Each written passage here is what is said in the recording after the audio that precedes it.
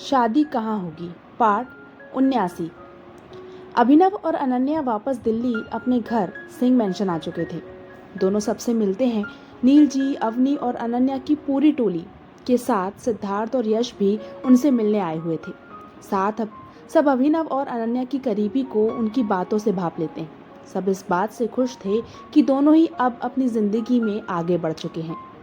वहीं सबको साथ देखकर अनन्या को कुछ कमी लगती है और उसके मन में अपना ही एक अलग विचार चलने लगता है। अब सब शादी की तैयारियों को शुरू करना चाहते थे क्योंकि शादी में अब ज़्यादा टाइम नहीं बचा था। थोड़ी देर बातें करने के बाद सब कल मिलने का कहकर अपने अपने कामों पर निकल जाते हैं। अभिनव को भी एक मीटिंग अटेंड करनी थी तो वो भी अपने ऑफिस के लिए निकल जाता है। अनन्या भी अपने हॉस्पिटल चली जाती है। धीरे धीरे सुबह से दोपहर हो जाती है और सब अभी भी बिजी थे। वहीं हॉस्पिटल में अनन्या अपने पेशेंट को देखकर फ्री होती है, फिर कुछ सोचकर किसी को फ़ोन लगाती है। थोड़ी देर रिंग जाने के बाद दूसरी तरफ से फ़ोन उठता है और सामने वाला कुछ बोलता है। आप फ्री हैं? अनन्या फ़ोन पर पूछती है। सामने से कुछ बोला जाता है तो अनन्या कहती है, प्लीज़ मना मत कीजिएगा, मैं आपसे मिलना चाहती हूँ। क्या आप मेरे हॉस्पिटल के पास वाले रेस्टोरेंट में आ सकते हैं? सामने से फिर कुछ बोला जाता है तो अनन्या कहती है, ठीक है, मैं आधे घंटे में वहाँ आपसे मिलती हूँ, कहकर फ़ोन काट देती है। वहीं अभिनव अपने ऑफिस में अपना काम कर रहा था। मुंबई जाने की वजह से उसका काफ़ी ज़्यादा वर्क इकट्ठा हो गया था जिसे वो शादी से पहले ही निपटाना चाहता था। वहीं खन्ना हाउस में नीलिमा जी की अपनी अलग कहानी चल रही थी। वो बार बार किसी को फ़ोन लगाने की कोशिश कर रही थी पर सामने वाले का फ़ोन ही नहीं लग रहा था। तभी उन्हें एक मैसेज आता है। वो देखती हैं ये उसी का मैसेज था जिसे वो फ़ोन लगाने की कोशिश कर रही थी। वो मैसेज पढ़कर वो खुश हो जाती हैं।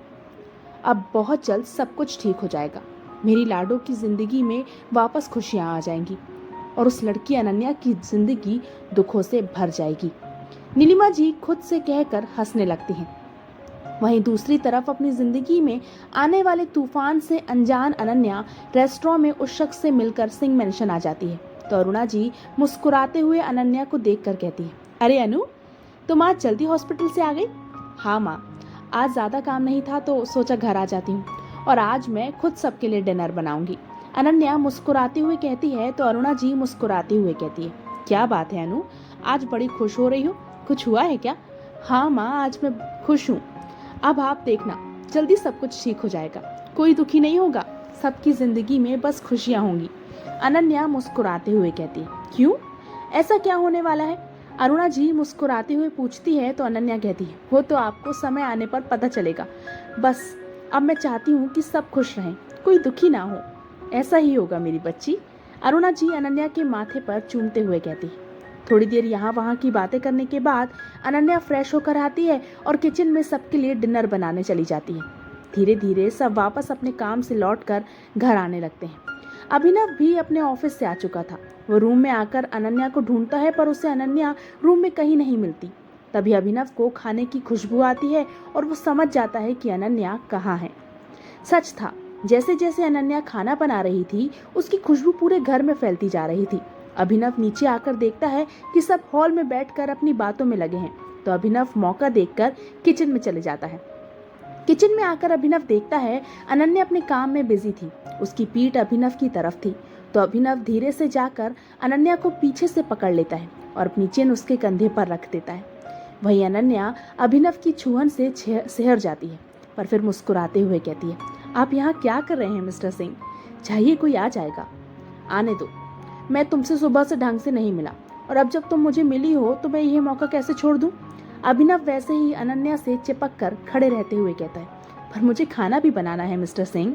अनन्या मुस्कुराते हुए कहती है तो अभिनव कहता है, हाँ तो बनाओ ना, मैंने कौन सा तुम्हारे हाथों को पकड़ रखा है, पर मैं तो ऐसे ही खड़े रहूंगा, कहकर अनन्या की गर्दन पर अपने होठ रख देता है।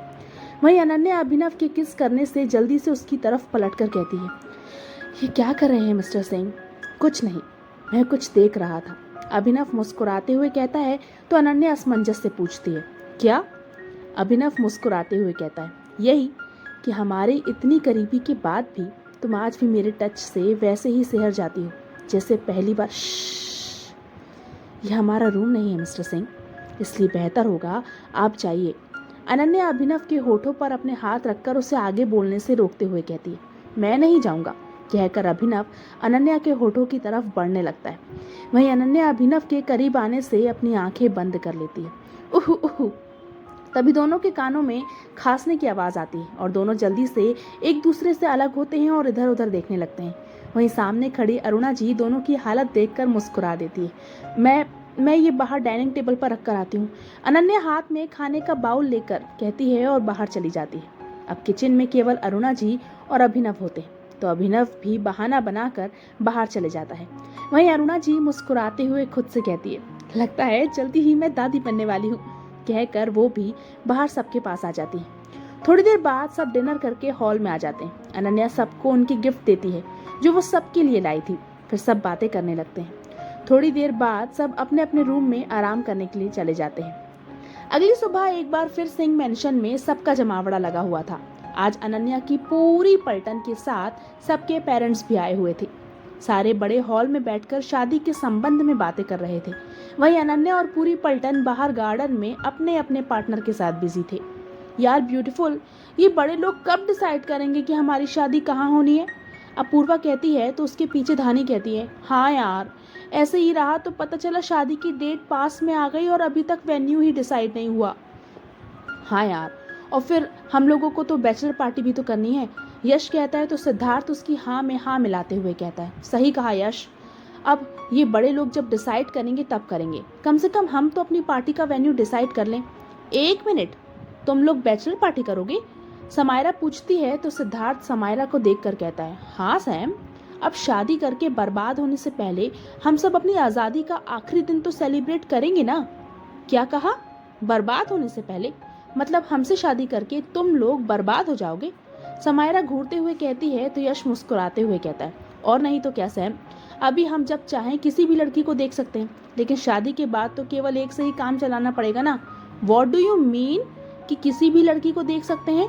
अपूर्वा यश को घूरते हुए कहती है तो यश सक पकाते हुए कहता है, नहीं, मेरा मतलब रहने दो, कोई एक्सप्लेनेशन नहीं चाहिए, जो सुनना था सुन लिया, अब तुम आओ मेरे पास, फिर बताती हूँ। अपूर्वा गुस्से से कहती है तो अविनाश मुस्कुराते हुए कहता है, अरे पर यश भाई ने गलत क्या कहा? सच ही तो है, मतलब अभी तुम किसी भी लड़की को घूर सकते हो। इस बार अवनी गुस्से से अविनाश को घूरते हुए कहती है तो अविनाश कहता है, नहीं जान, ऐसा नहीं है, मैं तो बस रहने दो, मुझे समझ आ गया है, सब एक जैसे होते हैं और आप भी वैसे ही हैं अभी। अवनी गुस्से से कहती है। धीरे धीरे सब इस बहस में कूद जाते हैं और अब लड़के और लड़कियों की अलग अलग टीम बन जाती है। जहाँ ये सब चल रहा होता है वहीं अंदर हॉल में सब बड़े बैठकर बातें कर रहे होते हैं। अरविंद अग्निहोत्री, अपूर्वा के पापा, कहते हैं तो तय रहा, सबकी शादी आलोक जी के होटल में होगी। हाँ, और शादी के सारे फंक्शन भी वहीं होटल में ही होंगे। सम्राट सिंघानिया, सिद्धार्थ के पिता, कहते हैं तो फिर तो हमें अब जल्दी ही सारी तैयारियां करनी पड़ेंगी, अब हमारे पास ज़्यादा समय थोड़ी है। पूर्वा अग्निहोत्री, अपूर्वा की मम्मा, कहती हैं तो अरुणा जी कहती है, हाँ बहन जी, और हमें होटल में ही सारी तैयारियां करनी पड़ेगी। आप लोग चिंता मत कीजिए, सब कुछ हो जाएगा, बस आप सबको समय से होटल में आना पड़ेगा। आलोक जी मुस्कुराते हुए कहते हैं तो अरिजीत चक्रवर्ती, यश के पिता, कहते हैं तो फिर तय रहा, हम सब परसों ही होटल शिफ्ट हो जाएंगे। सब हाँ कहते हैं। तब तक अनन्या और पूरी पलटन बाहर से अंदर आ जाती है तो सब उन्हें भी बताते हैं कि शादी आलोक जी के होटल में होगी और अब परसों ही सबको होटल में शिफ्ट होना होगा। थोड़ी देर यहाँ वहाँ की बातें करने के बाद सब चले जाते हैं। अनन्या भी हॉस्पिटल चली जाती है क्योंकि उसे अब शादी के लिए लीव भी लेनी थी। वहीं अभिनव और अविनाश भी ऑफिस के लिए निकल जाते हैं और आलोक जी अपने होटल के लिए, ताकि वहाँ शादी की सारी व्यवस्था करवा सकें। ये शादी किसी त्योहार से कम नहीं होने वाली थी, एक साथ 4 शादियाँ होनी थी, जो कि पूरी दिल्ली के लिए बड़ी बात थी क्योंकि सब बड़े बड़े लोग थे, कोई बिजनेसमैन था तो कोई हॉस्पिटल का डीन, क्रमशः। तो क्या होगा आगे?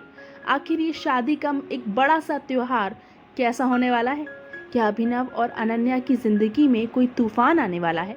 आखिर क्या चाहती हैं नीलिमा जी? जानने के लिए पढ़ते रहिए दरमिया।